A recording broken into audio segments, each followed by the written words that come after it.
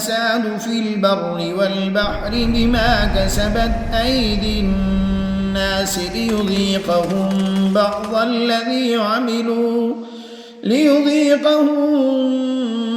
الذي عملوا لعلهم يرجعون.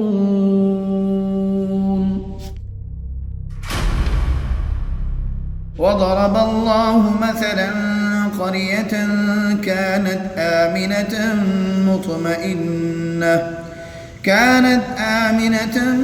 مطمئنة يأتيها رزقها رغدا من كل مكان فكفرت بأنعم الله فأذاقها الله لباس الجوع والخوف بما كانوا يصنعون.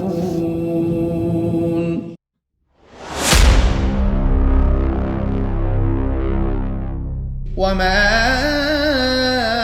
أصابكم من مصيبة فبما كسبت أيديكم ويعفو عن كثير.